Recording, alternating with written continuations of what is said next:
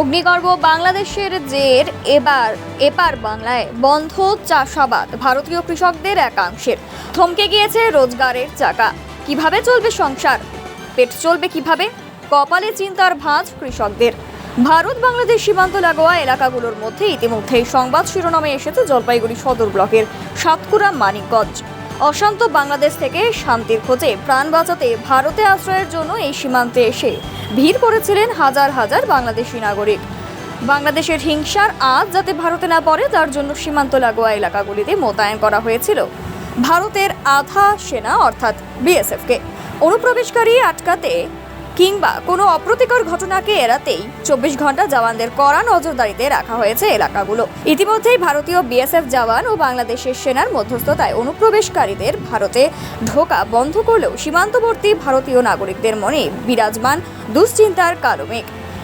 এরই সঙ্গে দোসর হয়েছে কাঁটাতারের ওপারের ভারতের জমিতে চাষাবাদ করতে না পারা। অবাক লাগছে, ভারত বাংলাদেশ সীমান্তে কাঁটাতার থাকলেও সে দেশে ভারত সরকারের তরফে রয়েছে প্রায় 1500 বিঘা জমি। সেই জমি রক্ষণাবেক্ষণ করে এবং জমিতে চা থেকে শুরু করে ধান এবং অন্যান্য নানান সবজি চাষ করে অর্থ উপার্জন করতেন জলপাইগুড়ির মানিকগঞ্জ এলাকার সাতকুড়া দক্ষিণ বিরুবাড়ি এলাকার মানুষ। কিন্তু বাংলাদেশের উত্তাল পরিস্থিতি ক্রমে স্বাভাবিকের পথে গেলেও কাঁটাতার পেরিয়ে সে দেশে যেতে পারছেন না কৃষকেরা। এতে যেমন জমি রক্ষণাবেক্ষণ বন্ধ এবং পাশাপাশি বন্ধ চাষাবাদও। একদিকে যেমন চা গাছ পরিষ্কার পরিচ্ছন্ন করা হচ্ছে না দিনের পর দিন, অন্যদিকে ধান গাছ পরিচর্যা করা হচ্ছে না, পাশাপাশি জমির ফসল রক্ষণাবেক্ষণের অভাবে নষ্ট হচ্ছে। রুজি রুটি বন্ধ হয়ে যাওয়ায় সমস্যার সম্মুখীন সীমান্ত গ্রামের কৃষক সমাজ। এর আগে আধার কার্ড বিএসএফ এর কাছে জমা রেখে কাঁটাতার পেরিয়ে যেত ভারতের সেই জমিতে, কিন্তু গত কয়েকদিন ধরে ওপার বাংলার হিংসাত্মক ঘটনাকে কেন্দ্র করে বন্ধ সেই যাতায়াত। কবে পরিস্থিতি স্বাভাবিক হবে তার কোনো নিশ্চয়তা নেই। এমত অবস্থায় কিভাবে সংসার চলবে, কবে বা পরিস্থিতি স্বাভাবিক হবে সেই নিয়ে দিশেহারা এলাকায়। কৃষিকাজে করি, চাষের জমি সীমান্তবর্তী এলাকায় ভোটারের বাংলাদেশে আশেপাশে। হ্যাঁ, ওখানে চা বাগান আছে 9-10 বিঘা এরিয়া, আর এমনিতে ধানের কৃষি আবাদ করি। বর্তমানে পরিস্থিতি খুবই খারাপ, 2-3 দিন থেকে এরকম চলতেছে।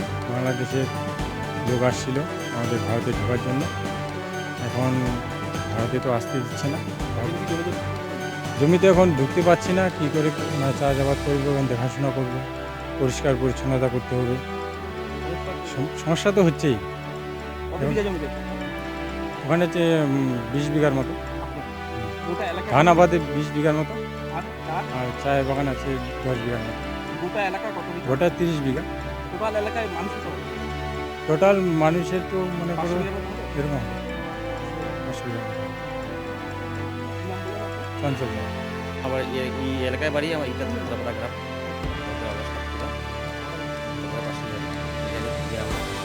আমার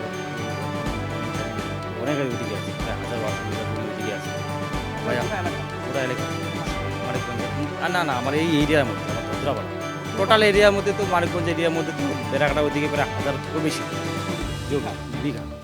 কিন্তু আমরা তো এদিকে, আমরা যে জায়গাটায় বাস করতেছি ধুতরাপাড়ায়, আমাদেরও তো প্রায় ওইদিকে 1000-1200 বিঘা জমি আছে টোটাল লোক এরিয়া সঙ্গে।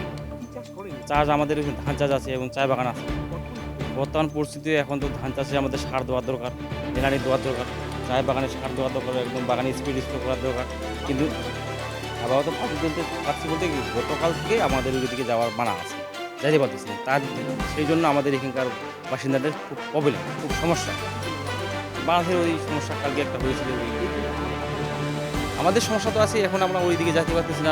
আমরা তো এন্ট্রি করে যাই, কাজে যাই, তাও যেতে পারছি না। নষ্ট তো অবশ্যই হবে, 2-3 দিন যদি দেখাশোনা করা না যায় ধান চাষের ক্ষতি হবেই।